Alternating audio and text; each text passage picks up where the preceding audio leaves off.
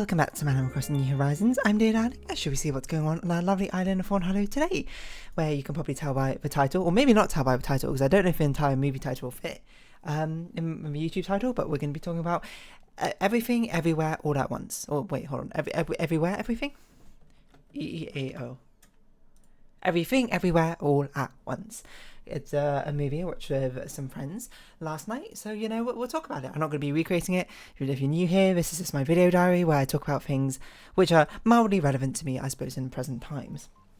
But we'll get onto that in a sec, I suppose. So let's just do Isabel's introduction. Hello everyone. Right now in Fawnhallow, it's 2:52 PM on Saturday, July 15th, 2023. I will say, just like before we preamble into everything, everywhere, all at once, or I'm gonna call it EEAAO because that's what the acronym is for. But the weather's been crazy today. Like it's literally just like a cloudy day right now, like a normal sort of like overcast day. But then it was like a torrential downpour, not by like 20 minutes ago. And then before that, it was also just back to normal day. And then before that again, it was raining very heavily once again. This has been on and off showers throughout here, scattered showers, I say.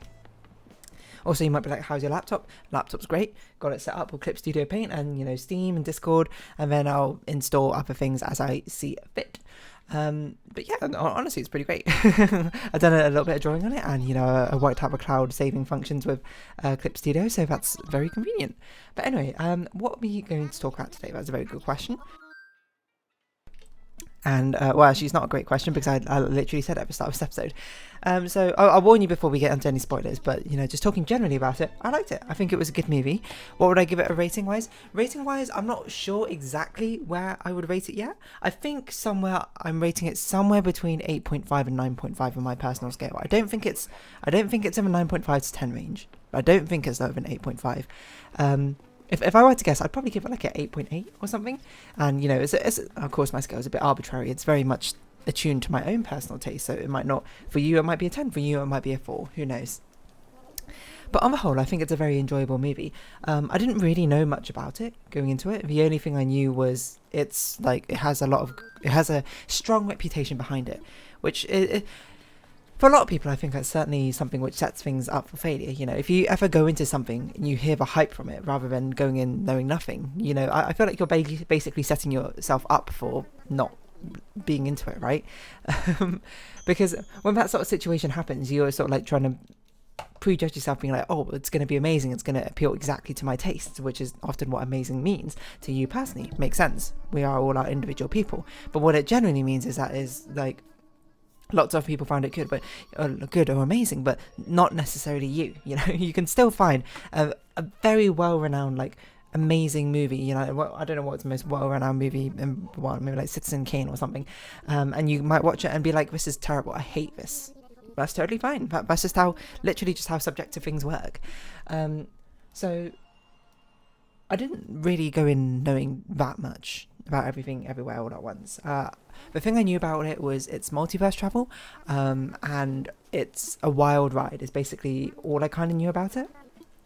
And it's something that I would have been told to watch, I suppose mainly because if you don't know, I am British born Chinese, aka my parents were from China, moved here, and I was born here. So, it's a very similar situation to some of the characters going on, where the mother and the father moved from China, or maybe the first generation, I can't remember off the top of my head. And then the daughter is also like, both American and Chinese, taking part of both cultures, I suppose. That's not really the best way to phrase it, but I don't know how else to.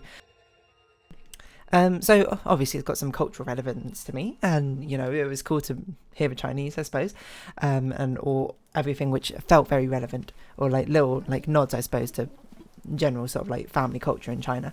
But yeah, generally it's just it's a really fun experience. I didn't expect it to be as comedic as it was.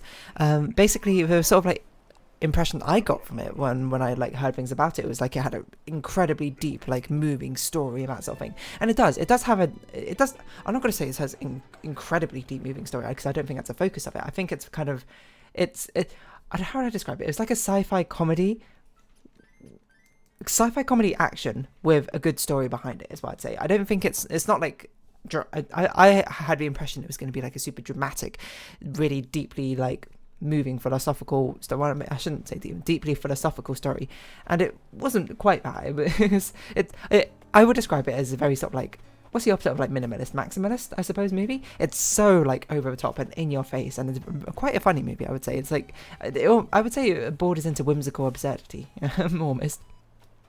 It's a very well shot movie, like I love the direction and stuff of it, but I wouldn't say the story is like goes that deep. It kind of like spells it out for you pretty explicitly. It's like the only story part of the characters actually talk about when, you know, they address the themes, I suppose, quite directly. So I suppose now we'll start getting into like mild spoilers. I'll warn you before we get into heavy spoilers, but basically Everything Everywhere All at Once is a story about, well, okay, literally it's a story taking place across the multiverse. Well, and to me, I think the overarching story and the narration about it is sort of like, I guess it is kind of philosophical, but like viewpoints on life, I suppose, in general. And I feel like this is something which definitely ticks the boxes in like my own personal favourite leanings, because it's something which I think centres a lot around nihilism, and like the feeling of things being pointless, and I suppose the consequences of that, because it's a viewpoint I often take, and I don't know what it's actually called, but you know, I always call it like optimistic nihilism, where it's basically nothing matters really in this world. If you want to look at things on a cosmic level, on a grand scheme of things, nothing matters. We will live, we will die, we will be forgotten. That just is how it's going to be. Everything is temporary, everything shall pass, and you know, that's like the nihilism point. Or nihilism, I don't know how you properly pronounce it. I hear it pronounced so many different ways, but I'm going to be just saying nihilism for that entire thing. But the thing that makes it optimistic is like nothing matters. So, well, in a void, you find your own purpose, right?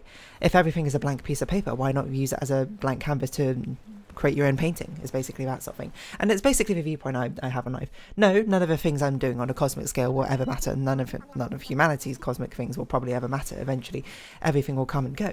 But that means that the inherent meaning that is in the world doesn't exist, meaning you can create your own. There doesn't need to now be a global inherent meaning that for all humans, for all life, for all things to propagate around. It's more or less things which can be personal to you and your own, you know, the local world that you live in.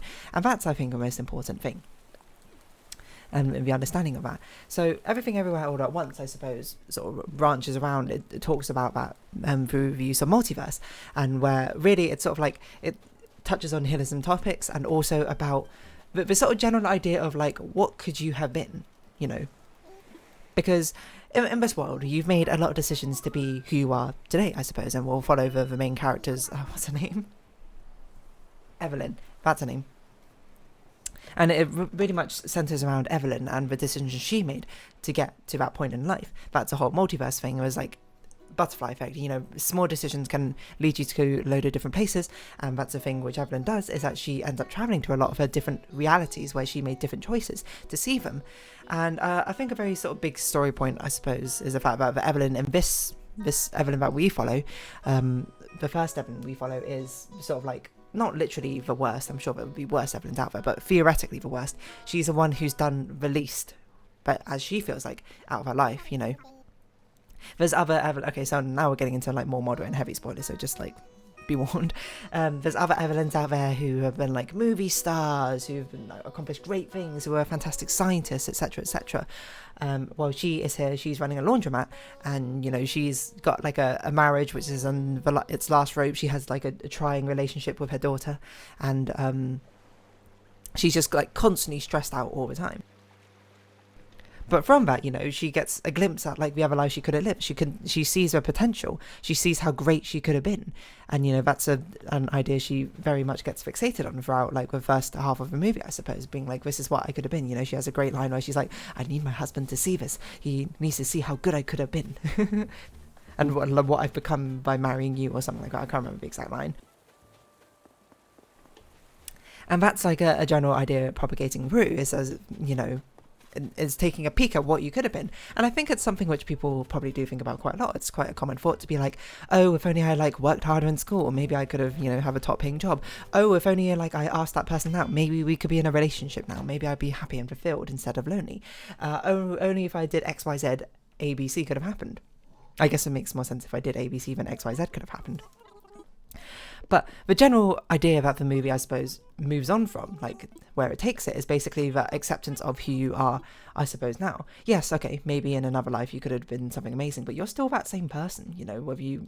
That means that potential for one is still within you. Is, you know, it's not too late for great things to happen to you. But two, also the acceptance of where you are right now. Because there's my favourite part of the entire movie, this is huge spoilers, is when Wayman says something in an alternate universe, where this is an alternate universe where Evelyn has become like a famous Hollywood star or whatever.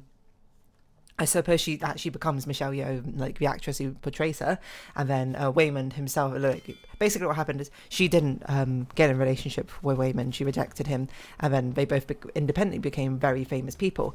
And then they have a talk, like, I suppose, outside, like a screening of like her one of her massive Hollywood shows or something, where they were talking about like what they could have been. And then, you know, Michelle says stuff like, you know, it was horrible. We were basically just in a laundromat. We were just figuring out how to pay taxes all the time.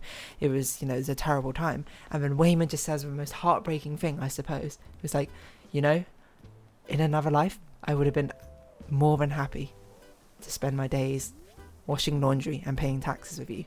It's just like, that is such a brilliant moment for our entire movie. Definitely, that part of the movie is, you know, 100%, all the marks. I was just like, that is a fantastic payoff for the entire build-up of the movie. Because it's when she, I suppose, finally realises what the things which are important to her are, I suppose. And, you know, she starts seeing, you know, not seeing Wayman in a different light, because she always knew Wayman in that light, but started remembering why she fell in love with him, like his kindness, his, like, positivity, his honesty, his loyalty, etc. All these very positive things about him. And it's in that moment where she sees what she thinks is like her ideal life, or what she could have been, and realizes that's not what it is in the slightest. How much happier that she and Wayman would have been just living the life that she's living now. Which I suppose maybe gets slightly nullified by the fact that by the end of the movie she's experiencing everything, everywhere, all at once. Hence the name. So it's kind of like she kind of gets the best of both worlds, but obviously let's not read too much into it. The movie is very maximalist. It's very in your face. It has fantastic action sequences and that sort of thing. As long as you get the sort of main through plot of what it's trying to teach, I suppose that's kind of a main part. You don't need to go into a nitty gritty. You don't suspend your disbelief, I suppose, for a movie. But that's where like the core and the heart of it is, and the themes of nihilism, which I talked about earlier, one's explored by her and her daughter.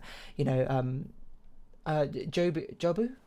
I can't remember the villain, quote, the antagonist's name, who really is just her daughter from a different timeline, or I guess all timelines, taking a very nihilistic view where she sees everything, and thus nothing matters anymore. She's not like everything everywhere all at once. You know, so like she sees everything everywhere all at once, and it means nothing. Full stop. That's like her own viewpoint. She's experienced everything from happiness to sadness, and it has no consequence. It will all be forgotten. So what's the point? So she takes on that sort of like true nihilistic viewpoint where it's like nothing matters. She makes everything bagel, and it still doesn't matter. That's everything. It, you know, it's just a black swarming mess with a hole in the middle. You know, it's empty. I suppose it's hollow. And then she. You know, a lot of people, as I read it, I've seen people like say this is like it's themes of depression, you know, and like this mental anguish and that sort of thing. And yeah, I definitely see that as well. I suppose nihilistic in and of itself is quite a depressing viewpoint to take in the first place. So she sort of propagates that idea, but then the whole thing is like she doesn't want to be alone. She wants someone else to experience what she has and come out through with a different conclusion. It's sort of like a secret wish, but you know.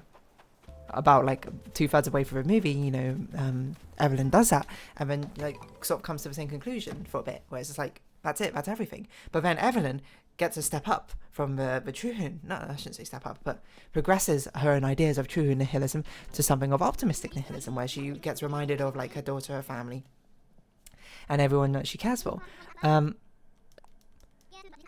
Where now she's just like, yeah, okay, everything doesn't matter, but that means I can inherently get my own meaning and things which do matter to me from the nothingness, you know. And I would say this is where we get into one of the best parts, I suppose, about this movie is like its directing, its visual thematics and everything is fantastic, because it's such a silly movie. Let's get that out of the way. It's comedic, it's very amusing, it's like wacky, it's wild, it's whimsical, it's like a flight of fancy, it's like an absolute trip.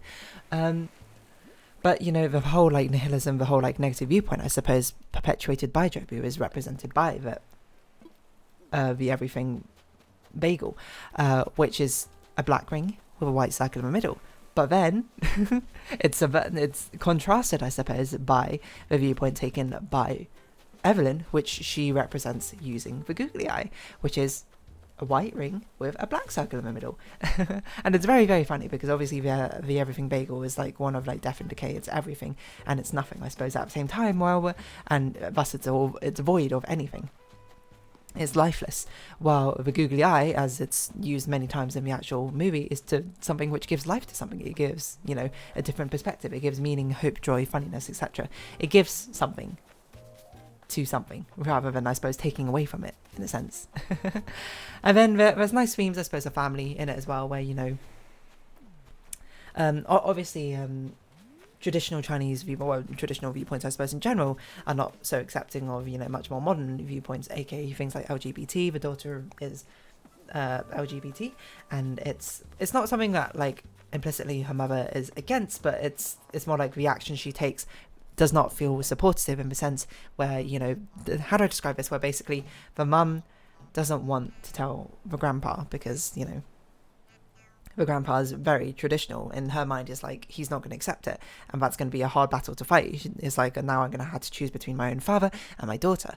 And then, of course, so she tries to get the best of both worlds by being like, yes, I support your daughter, but no, I'm not going to tell your I'm not going to tell your granddad. And that's a very sad moment where she's like, hey, this is my daughter, and this is her really good friend Becky. That's it. Rather than saying girlfriend. And it's like, the tension there.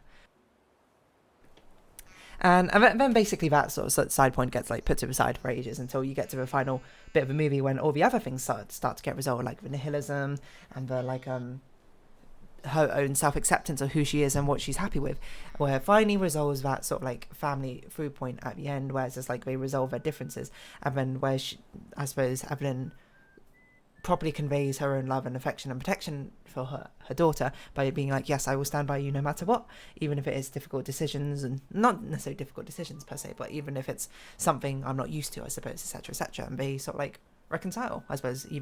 I suppose if anything, the reconciliation has to happen after that, because they are representing these two different viewpoints, I suppose, on nihilism and opposing viewpoints, kind of. They sort of like overlap, but are still opposite sides of the same room.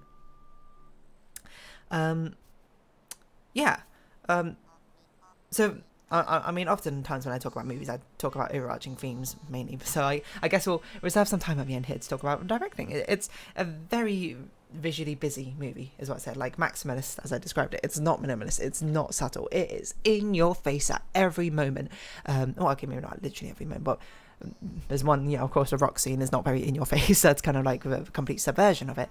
But it's very in your face all the time. The action scenes are like bright, they're dynamic, they're full of energy, and they're very fun to watch. They're very entertaining.